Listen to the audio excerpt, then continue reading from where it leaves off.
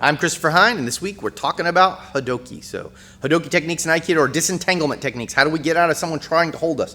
So remember, if someone grabs us in Aikido, we don't want to just grab them better than they're grabbing us. We want to get the heck out of there. So when someone grabs us in Aikido, how do we separate ourselves from them? And that's the idea of Hodoki.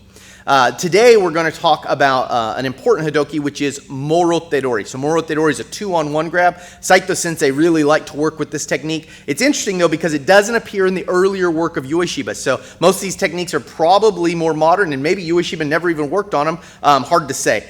So we're going to talk about that today and get into some of the nitty gritty of Morote Dori. I'm going to get Josh out here. We're going to go to work. Josh? All right, we're going to talk about Morote Dori. So Morote Dori is an interesting technique. It is not commonly seen in really old Aikido. So if you go back to the first training manual of the Kobukan, we don't see Morote Dori techniques appear. So it's interesting.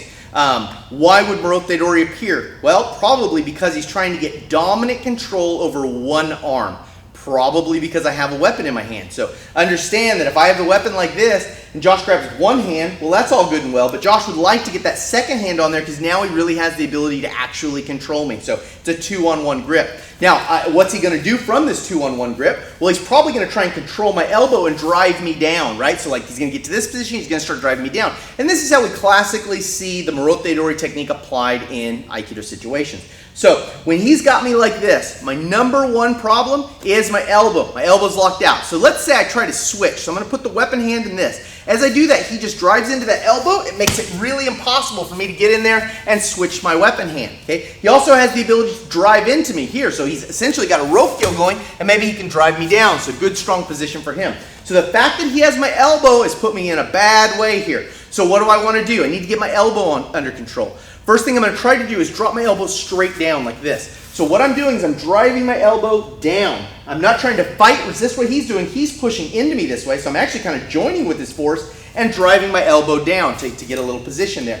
So I'm here like this. Now, if I were able to get just this, I could probably switch and then use my knife to get me the rest of the way free. That might not always be possible though, depending on what's going on. I might not want to risk switching the knife hand. So from this position, what will I do?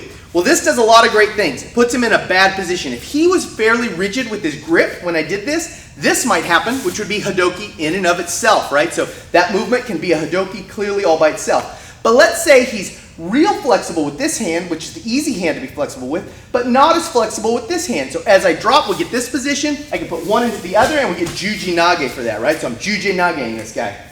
All right, let's say as we do this, I come in here, and he's got both of me. He's still got me. Now we have Nikkyos in here to clear. We have Ikkyos in here to clear. All kinds of great stuff. But let's say we have a nice deep position and he's wanting to come around. I will step into this and that gives us Kokyunage. So classic technique from Aikido is Morote Dori Kokyunage. I drop the elbow, I get in side by side and I shoot through this guy. Classic technique, right? So that's a big Aikido technique. And it comes up a lot because of this situation.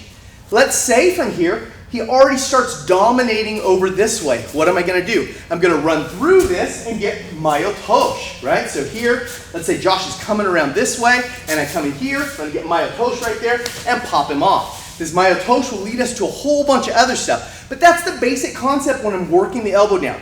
I'm going to try to put myself back here. If he's cutting that off by running this way, I'm going to set up all the techniques over here that I can. If his grip becomes weak, I'm going to use that to pop myself free. Okay, now in this, what can he do to make it worse for me? Well, instead of just locking my elbow, he can twist my elbow behind me. So he can twist it like he's going to do a hammer lock. He's going to do a hammer lock behind me like this. He's going to twist that arm up. So as I'm doing it, he's twisting it up here behind my back. Now, if I try to directly fight him and he's stronger than me, so as he's twisting it up here, so right here like this, and this is what the guy's doing. He's twisting that arm just like that. So he's just really twisting it over. So as he's twisting my arm over like that, like this, and if I try to fight this guy and he's stronger than me, I'm going to lose that. So what I do instead is I go perpendicular to his action like this. So let's do that real slow. So as Josh is twisting my arm this way, I'm driving perpendicular to his action, and I get over to this position. This leads us to all the same escapes that we had before. So he's not just pushing my elbow straight, he's twisting my arm like this. Now instead of trying to just get that position, hold me, instead of trying just to fight him here, I go perpendicular to his action here, and that gives me the same Hodoki as before.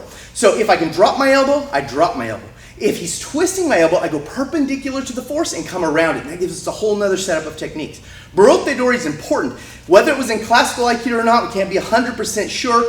Saito Sensei did it a lot, so probably O Sensei did it a lot, but there's not a whole lot of proof to be sure that he did that. However, it will be important for Aikido's modern context. So whether it existed classically or not, it doesn't matter. We will need it in the modern era as we move forward. I'm Christopher Hine. Thanks for watching.